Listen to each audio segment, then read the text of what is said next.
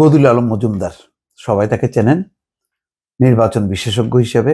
তিনি অনেক দিন থেকে নির্বাচন নিয়ে কথা বলছেন।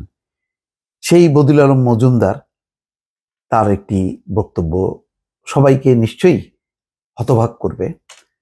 তিনি বলছেন, আওয়ামী লীগ ছাড়া নির্বাচন অগ্রহণযোগ্য হবে না। আগে তিনি কি বলতেন? বিরোধী দল বা বিএনপি ছাড়া নির্বাচন গ্রহণযোগ্য হবে না। আর এখন বলছেন শুধু অটা যুক্ত করতেছেন তিনি, একটা অযুক্ত করে পুরো ধারণাটাই তিনি পাল্টে দিলেন, উল্টে দিলেন পুরো বক্তব্যটা। সেটা কি? আওয়ামী লীগ ছাড়া, খেয়াল করেন, আওয়ামী লীগ ছাড়া নির্বাচন অগ্রহণযোগ্য হবে না। তার মানে আওয়ামী লীগ ছাড়াও নির্বাচনটা গ্রহণযোগ্য হবে। এটা অগ্রহণযোগ্য হবে সেটা না। খুবই একটা শব্দটা তিনি আগে বলতেন গ্রহণযোগ্য হবে না, এখন বলতেছে যে অগ্রহণযোগ্য হবে না। তো এইরকম 90 ডিগ্রি তিনি ঘুরে গেলেন কেন, বা 360 ডিগ্রি তিনি উল্টে গেলেন কেন, বা পাল্টে গেলেন কেন? তিনি ব্যাখ্যা দিয়েছেন। যেই বদিউল আলম মজুমদার হচ্ছে সবার অংশগ্রহণে নির্বাচনের ব্যাপারে বহু বছর ধরে আন্দোলন করছেন, সংগ্রাম করছেন, বলছেন, লিখছেন, কি না করেছেন সবাই চেনে থাকে।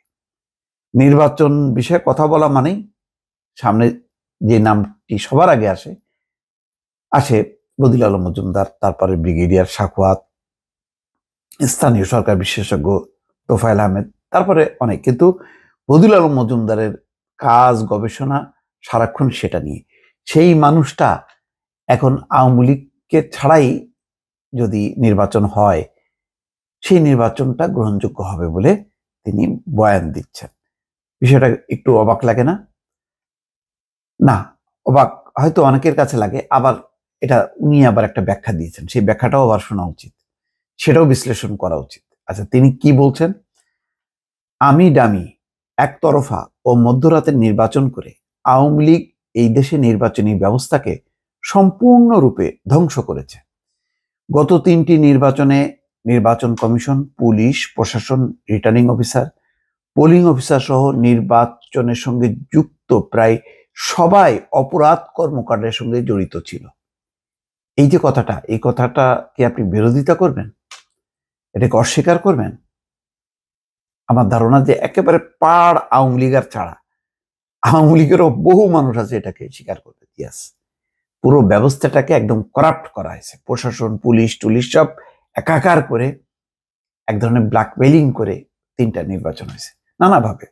এই 3টার মধ্যে একটাতে শুধু বিএনপি পার্টিসিপেট করছে, কিন্তু সেটার একেবারে পাইন মারা হয়েছে, দিনের ভোট রাতে নিয়ে যে। আর বাকি 2টা তো বিএনপি ছিল না। বিএনপি না থাকার পরেও একটা ভালো নির্বাচন হইতে পারত, সেটা করার সামর্থ্য আওয়ামী লীগের নাই, যার জন্য ভোট হওয়ার আগেই 2014-তে আগেই নির্বাচন হয়ে গেছে। 153 জন আগেই নির্বাচিত হয়ে গেছে। এরপরে তার নির্বাচন হওয়ার না হওয়ার কোনো মানে থাকে না। আর 23 সালের হলো একেবারে একটা অদ্ভুত নির্বাচন, নিজের দলকে কেটে কেটে 3-4 টুকরো করে বলছে যে করো নির্বাচন, এইটাই নাকি সেরা নির্বাচন বলছে। 75-এর পরে নাকি এত ভালো নির্বাচন দেখেনি। এরা গণতন্ত্রের কুলাঙ্গার। এরা যদি এই নির্বাচনটাকে বলে সেরা নির্বাচন, তাহলে তো পৃথিবীতে গণতন্ত্র নির্বাচন থাকাই উচিত না। যাই হোক, আমি এখন এই কথা না বলি। তারপর তিনি যে ব্যাখ্যাটা দিচ্ছেন, এখানে তিনি বলছেন, অন্তর্বর্তী সরকারের গঠিত নির্বাচন ব্যবস্থা সংস্কার কমিশনের প্রধান ডক্টর বদিউল আলম মজুমদার বলেছেন, প্রধানমন্ত্রী পালিয়ে যাওয়ার, অর্থাৎ সাবেক প্রধানমন্ত্রী পালিয়ে যাওয়ার পর তাদের অনেকেই পালিয়ে গেছে।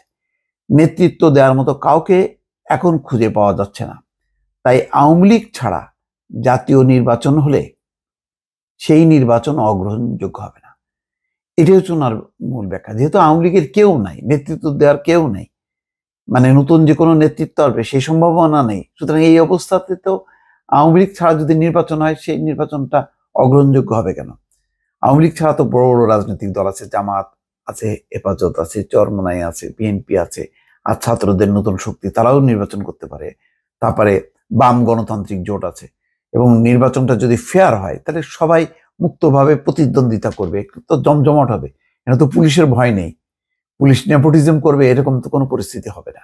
তো সুতরাং এই নির্বাচন যথেষ্ট পরিমাণ আওয়ামী লীগ ছাড়া ভালো হবে, যেটা আওয়ামী লীগ পারে নাই। বিএনপি জামাত ছাড়া একটা জমজমাট নির্বাচন তারা করতে পারেনি।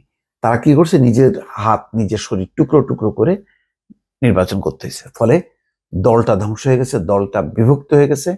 এই বিভক্ত দলটা এমন একটা পরিস্থিতি যে এদের আর ওই রাজনৈতিক পরিস্থিতি মোকাবেলার আর সামর্থ্য ছিল না, যার কারণে করুণ পরিণতি হয়েছে এই 5ই আগস্ট শেখ হাসিনা পলানোর মধ্য দিয়ে।